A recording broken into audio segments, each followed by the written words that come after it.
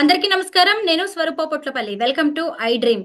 ఇటీవలి కాలంలో Telangana police department లో చోటు చేసుకున్న సూయిసైడ్స్, ఇతర ఘటనలు డిపార్ట్మెంట్కే మాయని మచ్చగా మారుతున్నాయి. వివాహేతర సంబంధాలు, ప్రేమ వ్యవహారాలు, అలాగే ఇతర వ్యవహారాలతో చాలా మంది పోలీసులు ఈ మధ్య కాలంలో సూయిసైడ్స్ చేసుకుంటున్నారు. అసలు సమాజానికి, ప్రజలకు ఒక ఐకాన్స్ గా భద్రతను కల్పించాల్సిన పోలీసులే ఇలా బలహీనులుగా ఎందుకు మారుతున్నారు? ఎందుకు మరొకరి విషయాల్లో వాళ్ళు వార్తలుగా వ్యవహరిస్తున్నారు? ఇలా రకరకాల విషయాల మీద ప్రశ్నలనేవి తలెత్తుతున్నాయి. ప్రస్తుతం నాతో పాటు మోటివేషనల్ స్పీకర్ నల్లమోతు శ్రీధర్ గారు ఉన్నారు. ఆయనతో మాట్లాడదాం. నమస్తే శ్రీధర్ గారు. నమస్తే సులభ గారు. అసలు గత నెల రోజుల్లో జరిగిన ఇన్సిడెంట్స్ చూస్తే పోలీస్ డిపార్ట్మెంట్ లో ఆశ్చర్యంగా అనిపిస్తోందండి. వాజేడు ఎస్ఐ రుద్రారపు హరీష్ సూసైడ్ దగ్గర నుంచి మొదలు పెడితే రీసెంట్ గా నల్గొండ జిల్లాలో ఒక ఎస్ఐ వివాహేతర సంబంధం బయటకు వచ్చింది. మధ్యలో చూసినప్పుడు కామారెడ్డి జిల్లాలో ముగ్గురు సూసైడ్ చేసుకున్నారు. ఒక ఎస్ఐ, కానిస్టేబుల్, కంప్యూటర్ ఆపరేటర్. ఇవన్నీ చూసినప్పుడు ఏంటి ఇలా జరుగుతుంది పోలీస్ డిపార్ట్మెంట్ లో అని ఒక షాకింగ్ అనిపిస్తోందండి మనకైతే. ఎందుకంటారు పోలీసులు ఇంత బలహీనంగా మారుతున్నారు? పోలీసు బలహీనంగా మాట్లాడడం కాదు వాస్తవంగా మనం ఎదుటి చేసి చూసి పోలీసు చాలా మోర్ పవర్ఫుల్ అన్నట్టు అనుకుంటాం. కానీ పోలీస్ డిపార్ట్మెంట్ లో ఉండేటంత ఒత్తిడి కానీ డిప్రెషన్ కానీ వేరే దగ్గర ఎక్కడ ఉండదండి. ఎందుకంటే చాలా ఫ్యాక్టర్స్. ఒకటే, పై అధికారుల దగ్గర నుంచి నిరంతరం వేధింపు ఎంత దారుణంగా ఉంటుందంటే, ఇప్పుడన్నా కొంత చేంజ్ అవుతూ ఉంది. కానీ బూతులు తిడతారు, ఇష్టం వచ్చినట్లు మాట్లాడతారు, నీకు చేత కాదా, నువ్వు దంతమ్మోవే, ఇలా రకరకాలుగా మాట్లాడే స్కోప్ అనేది ఎక్కువగా ఉంటుంది. సో హైయర్ అఫీషియల్స్ దగ్గర నుంచి విపరీతమైన ఒత్తిడి, మామూలు ఒత్తిడి కూడా కాదు. అంటే మనబోటి వాళ్ళం సహజంగా సామాన్యంగా బయట జీవనం కొనసాగించే వాళ్ళు ఎవరైనా ఒక మాట్లాడితేనే పడలేం. అలాంటిది తెల్లారు లేచినప్పటి నుంచి రాత్రి పడుకునేంత వరకు కూడా డిపార్ట్మెంట్ లో ఏదన్నా కేసెస్, ఎన్నో రకాల ఒత్తిడితో కూడిన కేసెస్ ఉంటాయి. సో వాటికి ఎవిడెన్స్ సేకరించలేకపోయినా, ఇన్వెస్టిగేషన్ చేయాల్సిన ప్లేస్కి ఇన్సిడెంట్ జరిగిన ప్లేస్కి వెళ్ళలేకపోయినా కానీ, అక్కడి నుంచి అప్డేట్స్ ఇవ్వలేకపోయినా కానీ, లేకపోతే ఇంకా ఏదైనా what ever it may be, లేదా వీళ్ళు చెప్పిన పని చేయకపోయినా కానీ విపరీతంగా వచ్చేటప్పటికి వేధింపులు అనేవి కొనసాగుతూనే ఉంటాయి. ఆ వేధింపులు కావాలని కూడా జరగవు. కొన్ని సందర్భాలు ఏం జరుగుతుందంటే, ఒకటే, బాసిజం అనేది చూపించుకోవడం అనేది హరీషుల యొక్క బాసిజం నేచర్ ఏదైతే ఉంటుందో, కమాండింగ్ నేచర్, దాన్ని బేట్ చేసుకుని కింద వాళ్ళని విపరీతంగా ఆరవటం, తిట్టడం అనేది ఒకే. అయితే కొన్నిసార్లు ఏం జరుగుతుందంటే, ఏదో కేసు ఉంటుంది, ఆ కేసు పై స్థాయిలో రకరకాల, చివరికి మినిస్ట్రీ స్థాయి ద్వారా రకరకాలుగా ఇన్ఫ్లుయెన్స్ ఉంటుంది. ఈ కేసు వచ్చిన అధికారికి వచ్చేటప్పటికి అతను దాని ప్రోగ్రెషన్, అతను చెప్పిన పని చేయకపోతే కనుక, అది జరగకపోతే కనుక ఆటోమేటిక్గా ఒత్తిడి అంతా కూడా, ప్రెజర్ అంతా ఇతని మీదకి వచ్చి బిల్డ్ చేసుకుంటుంది. సో ఒకళ్ళ మీద ప్రెజర్ చూపించుకుంటా వచ్చి బయట మీడియా కావచ్చు, పబ్లిక్ కావచ్చు, దగ్గర నుంచి ఒత్తిడిపోతూ ఉంటుంది. సో ఇలా ఎలా చేస్తున్నారు డిపార్ట్మెంట్, ఎలా ఏంటది అని చెప్పేసి డిపార్ట్మెంట్ క్వశ్చన్ చేయడం స్టార్ట్ చేశారు అనుకోండి, మీడియా కానీ పబ్లిక్ కానీ, ఆటోమేటిక్ గా ఆ ప్రెజర్ తీసుకొచ్చేసి వీళ్ళ మీద చూపించడం మొదలవుతుంది. ఇది ఒకటే. కొన్నిసార్లు అర్ధరాత్రిళ్ళు 2:00కో 3:00కో ఏదో ఇన్సిడెంట్ జరిగితే అక్కడ పరిగెత్తాల్సిన పరిస్థితి.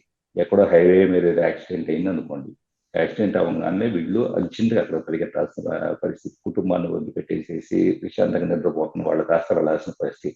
ఒక దగ్గర స్పాట్లోకి వెళ్తే కనుక దాదాపు 2-3 రోజుల పాటు సరిగ్గా ఫుడ్ లేకుండా, సో బాత్రూమ్ ఫెసిలిటీస్ లేకుండా, ఇలా అన్ని రకాలుగా కూడా ఇబ్బంది పడుతూ బతకాల్సిన పరిస్థితి డిపార్ట్మెంట్ లో ఉంటుంది.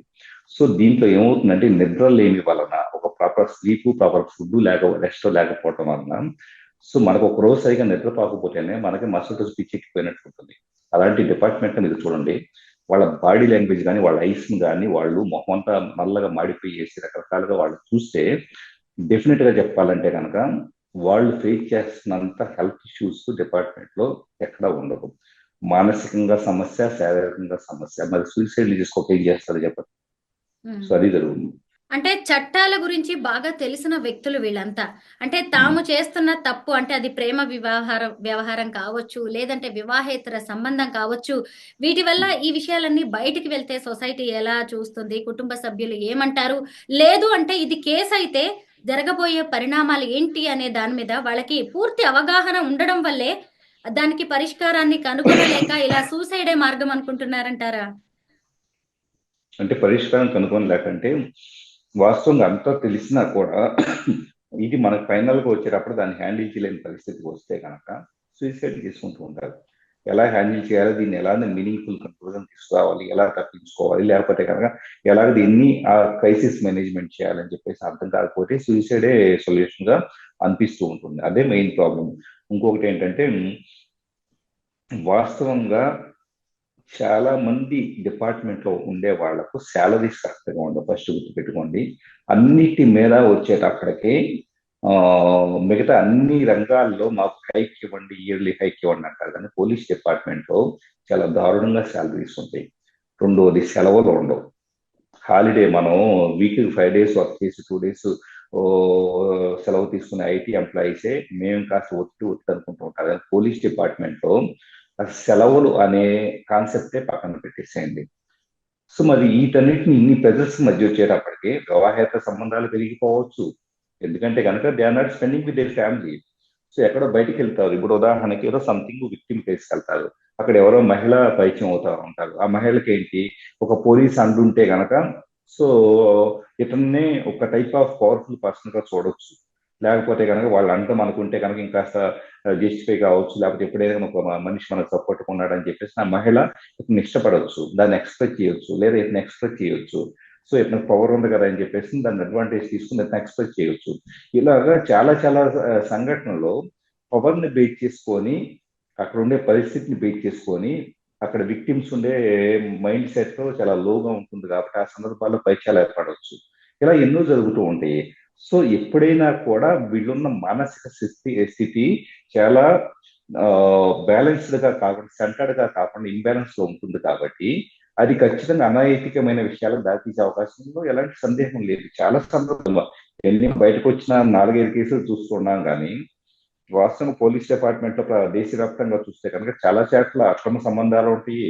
చాలా చోట్ల వచ్చేటప్పటికి మనుషులు మానసికంగా కుంగిపోయిన వాళ్ళు ఉంటారు. కొంతమంది అయితే కనుక నాకు కొంత పర్సనల్ గా నేను అకాడమీలో వీటిలో ట్రైనింగ్ ఇస్తుంటా. ఆ తర్వాత కూడా సెటర్ గారు అని ఒక ఫ్రెండ్లీగా మాట్లాడేవాళ్ళు, కాల్ చేసి మాట్లాడేవాళ్ళు. కొంతమంది చెబుతూ ఉంటారు, నేను ఎప్పుడు రిజైన్ చేసి పూర్తిగా నా వేరే బిజినెస్ చేసుకున్నాం, ఇంకోటి చేసుకున్నాం అనిపిస్తుంది సార్ అని చెప్పేసి ఫోన్ చేసి మాట్లాడే వాళ్ళు ఉంటారు. సో మనం పైన చూసేటంత పవర్ఫుల్ గాను, మనం పైన చూసేటంత ప్రశాంతంగాను అక్కడ పోలీసులు ఉంటారన్న విషయం ప్రతి ఒక్కరు గుర్తుపెట్టుకోవాలి.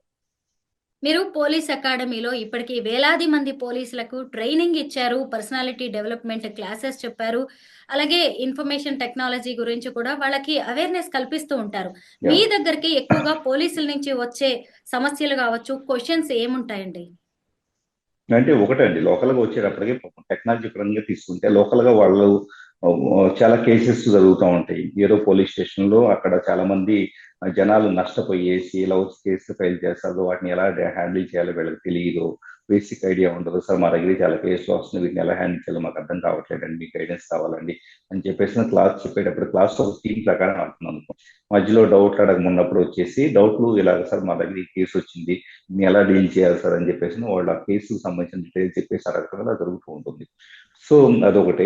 రెండో థింగ్ ఏంటంటే ఇంకా ఆఫ్ ది రికార్డ్ ఏం చేస్తూ ఉంటారని చెప్తాను. కాల్ చేసినప్పుడు కానీ సడన్ నా నెంబర్ తీసుకుంటారు, కాల్ చేసి సరే ఇలా ఉండే పరిస్థితి, సో మీరు మోటివేషనల్ ఇవన్నీ చూస్తూ ఉంటారు కదా, అసలు నా లైఫ్ లో నేను ఈ డెసిషన్స్ దీంట్లో ముందుకు వెళ్ళాలా లేకపోతే ఏంటో నాకు అర్థం కావట్లేదు అని చెప్పేసి నిజంగా వాళ్ళు షేర్ చేస్తున్న కొన్ని థింగ్స్ ఆలోచిస్తే ఒక నార్మల్ హ్యూమన్ బీయింగ్ గా అసలు సరిగా సంపాదన లేని వ్యక్తి అయినా చాలా ప్రశాంతంగా ఉన్నట్లే పోలీసుతో పోలిస్తే. యాక్చువల్ మనం ప్రతిదాన్ని పోలీసులు నిందించడం లేకపోతే బ్లేమ్ చేయడం ఇచ్చేస్తున్నా కానీ వాళ్ళని కరడు కట్టిన వాళ్ళు అని చెప్పేసి మనం అనుకుంటున్నాం. కరడు కట్టిన వాళ్ళు ఎందుకు రేపుతారంటే దీంట్లో కూడా ఒక ఆస్పెక్ట్ ఉంది. చాలా మంది నేరస్తులు డైరెక్ట్ గా చెబితే వినరు. ఇప్పుడు ఏదో నేరం చేశాడు, నేరం చేసిన తర్వాత వాడిని ఒక ఫ్రెండ్ లాగా ట్రీట్ చేస్తే, ఫ్రెండ్లీ పోలీసింగ్ పద్ధతిలో ఫ్రెండ్ లాగా ట్రీట్ చేస్తే కనుక వాడు వినడు. సో వాడిని ఖచ్చితంగా కూడా మెంటల్ గా ఫిజికల్ ఎంతో కొంత టార్చర్ పెడితేనే వినే స్టేజ్ లో గతంలో పద్ధతులు ఉండేవి.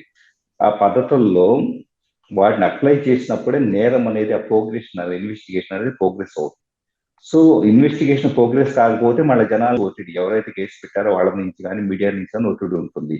సో ఇక్కడ ఏమవుతుంది, మరి కొంత ఫోర్స్ కొంత ప్రెజర్ పెడితే మాత్రమే, కొంత విలన్ కలిపోతే మాత్రమే అక్కడ పిల్లలు మాట వినే పరిస్థితిలో వీళ్ళు కరెక్ట్ తప్పని పరిస్థితి.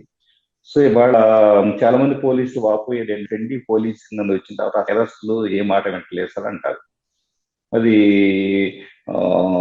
ఖచ్చితంగా కూడా కొన్ని ఎఫెక్ట్స్ మనం రాల్సిందే. ఎందుకంటే నేరస్తుడు గా ఏమీ తెలియదు అని చెప్పేసి అని ఒక క్యాండిడేట్ ఇస్తున్నాడు అనుకోండి, ఇన్వెస్టిగేషన్ చేస్తుంటే వాడిని చేయి చేసుకోకూడదు, వాడిని ఏమి అనకూడదు, వాడిని చాలా పక్కగా చూడాలి, వాడు చెప్పి రికార్డు చేసుకోవాలంటే నేనేమి తప్పు చేయలేదు మళ్ళీ అంటున్నాడు అనుకోండి. సో దాన్ని ఎలా డీల్ చేస్తారు?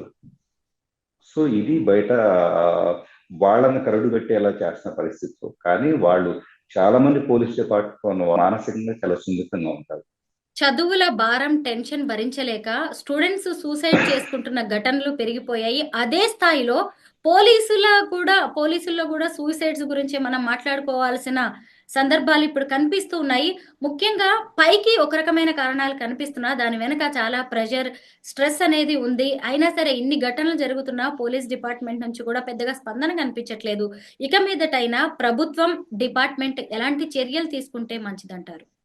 అంటే ముఖ్యంగా పోలీసులు కొంత ఖచ్చితంగా శాలరీస్ పెంచడం అనేది ఒకటే. రెండో థింగ్ ఏంటంటే కొంత రిలీఫ్ టైం, సెలవులు ఇవ్వండి. సెలవులు ఇస్తే ఏమవుతుందంటే వీళ్ళు మానసికంగా చేసడానికి స్కోప్ ఉంటుంది. కొంత వర్క్ లైఫ్ బ్యాలెన్స్ కుటుంబంతో గడపడానికి కావచ్చు. కుటుంబంలో చాలా మంది పోలీస్ కుటుంబాల్లో పిల్లలు పోలీసుల యొక్క పిల్లలు నిర్లక్ష్యానికి గురవుతూ ఉంటారు. సో నిజంగా చెప్పాలంటే సమాజం కోసం వాళ్ళ కుటుంబాన్ని సాక్రిఫైస్ చేస్తున్నారు. అది ఫస్ట్ గుర్తుపెట్టుకోవాలి. మనమంతా మేము కుటుంబాన్ని వచ్చేటప్పుడే అన్ని రకాల కుటుంబం ఉండాలని చెప్పి ప్రతి క్షణం కోరుకుంటాము. మరి అదే పోలీస్ మనం నువ్వు రోడ్డు మీద ఎందుకు లేవు, నువ్వు ఎందుకు ఆ ఇన్సిడెంట్ జరిగితే నువ్వు అక్కడ ఉన్నావు ఇక్కడ ఉన్నావు అని చెప్పేసి మనం నిందిస్తూ ఉంటాం. సో ఇది ఒకటి మెయిన్ ఛాలెంజ్. సో డెఫినెట్ గా కుటుంబంతో గడిపే సమయాన్ని కొంత ప్రభుత్వాలు ఇవ్వగలిగి శాలరీస్ పెంచగలిగేసి, రెండో థింగ్ ఏంటంటే అప్పుడప్పుడు కొంతమంది ఇప్పుడు అకాడమీలు, police academy, psychologist, labour personal development trainers తో క్లాస్ ఉంటాయి. కానీ ఏదో జస్ట్ వాళ్ళు వాళ్ళకి ఎప్పుడైనా కానీ నెక్స్ట్ లెవెల్కి వెళ్ళాలన్నా కానీ, ఇప్పుడు SICA అవ్వాలన్నా కానీ ఈ టైప్ ఆఫ్ ప్రమోషన్స్ కోసం క్లాసులకి అటెండ్ అవ్వటం అనేది, అప్పులు తెచ్చుకోవడం అనేది ఒక ప్రామాణికంగా ఉంటుంది. కానీ అలా కాకుండా నిజంగా కౌన్సిలింగ్ చేసి వాళ్ళలో ఎలాంటి ప్రాబ్లమ్స్ ఉన్నాయి, వాటిని ఎలా డీల్ చేయాలని చెప్పేసి వాటి మీద గైడెన్స్ ఇవ్వతూ ఉంటాం. ఇది ఇస్తే వాళ్ళలో గూడు కట్టుకుపోయిన ఎన్నో ఎమోషన్స్ వచ్చేసి కొంతవరకు ఒక బ్యాలెన్స్డ్ స్టేట్ అనేది వస్తారు. వాళ్ళు కూడా human beings. First of all మనం ఏం చేస్తామంటే పవర్ మాత్రం వాళ్ళని, వాళ్ళ సూపర్ఫిషియల్ లో, సో వాళ్ళని మనం అసలు పట్టించుకోవాల్సిన అవసరం లేదు. మనకంటే